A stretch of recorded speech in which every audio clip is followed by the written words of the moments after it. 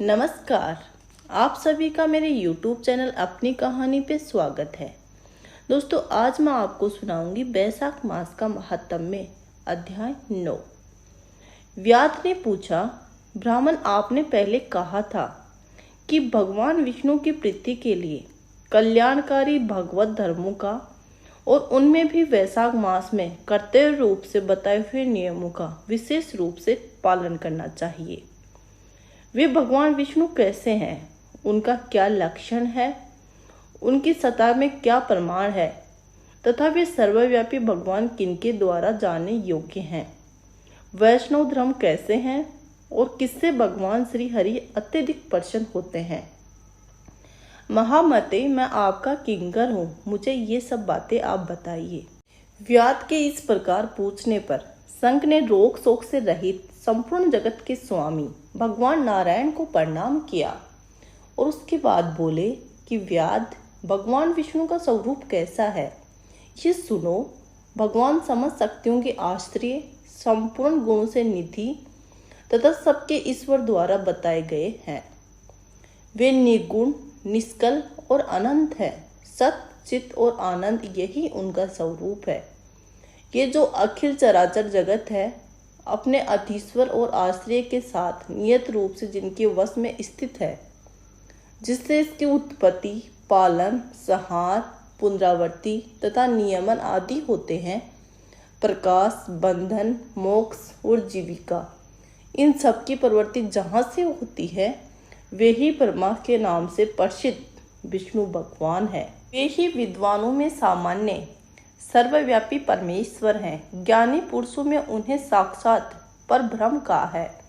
वेद, शास्त्र, स्मृति, पुराण, इतिहास, पांचरात्र और महाभारत सब विष्णु के ही स्वरूप हैं। विष्णु ही प्रतिपादक हैं। इन्हीं के द्वारा महाविष्णु जाने योग्य हैं। वेद सनातन देव भगवान नारायण कोई इंद्रियों से अनुमान तथा तर्क से भी नहीं जान सकता। उन्हीं के दिव्य जन्म क्रम तथा गुणों को अपनी बुद्धि के अनुसार जानकर उनके अधीन रहने वाले जीव समूह सदा ही मुक्त रहते हैं। ये संपूर्ण जगत प्राण से उत्पन्न हुआ है, प्राण स्वरूप है, प्राण रूपी सूत्र में प्रयोग हुआ है तथा प्राण से ही चेष्टा करता है। सबका आधारभूत यह सूत्रात्मा प्राण ही विष्णु है, ऐसा विद्वान पुरुष कहते हैं। व्याध ने पूछा कि हे ब्राह्मण, जीवों में वह सूत्रात्मा प्राण सबसे श्रेष्ठ किस प्रकार है। संघ ने कहा, व्याध, पूर्व काल में सनातन देव भगवान नारायण ने ब्रह्मा आदि देवताओं की पुष्टि करके कहा कि देवताओं, मैं तुम्हारे सम्राट के पद पर ब्रह्मा जी की स्थापना करता हूँ। यही तुम सबके स्वामी हैं। अब तुम लोगों में जो सबसे अधिक शक्तिशाली हो उसे तुम स्वयं ही युवराज के पद पर प्रतिष्ठित करो। भगवान ने इस प्रकार कहने पर इंद्र आदि सभी देवता आपस में विवाद करते हुए कहने लगे कि मैं युवराज होऊंगा, मैं होऊंगा। किसी ने सूर्य को श्रेष्ठ बताया तो किसी ने इंद्र को श्रेष्ठ बताया।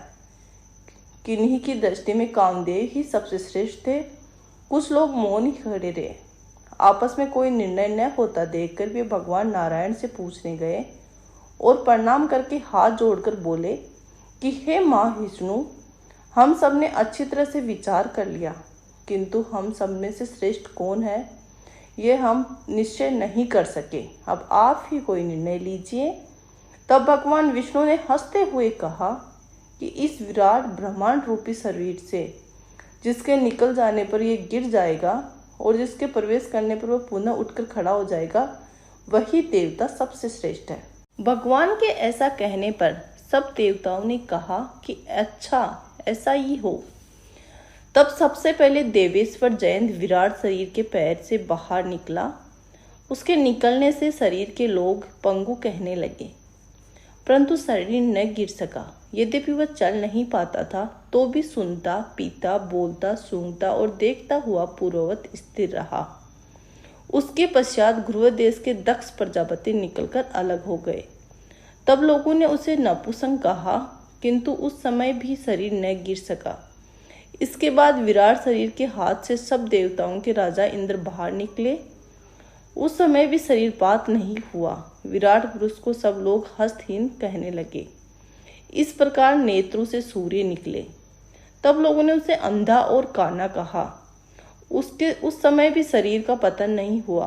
उसके पश्चात नासिका से अश्विनी कुमार निकले, किंतु शरीर नहीं गिर सका। केवल इतना ही कहा जाने लगा कि वह सूंघ नहीं सकता। कान से अधिष्ठा देव्यं दिशाएं निकली। उस समय लोग उसे बधिर कहने लगे, किंतु उनकी मृत्यु नहीं हुई। उसके पश्चात जीवा से वरुणदेव निकले।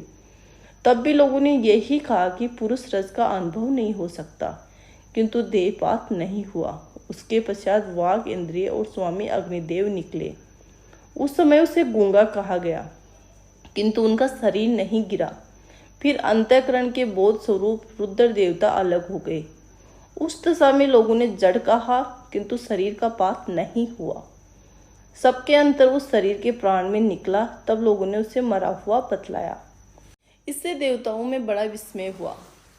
वे सब बोले कि हम लोगों में से जो भी शरीर में प्रवेश करके इसे पूर्वत उठा देगा, जीवित कर देगा, वही युवराज होगा। ऐसी प्रतिज्ञा करके सब कर्म से उसके शरीर में प्रवेश करने लगे। जयन ने पैरों में प्रवेश किया, किंतु वह शरीर नहीं उठा।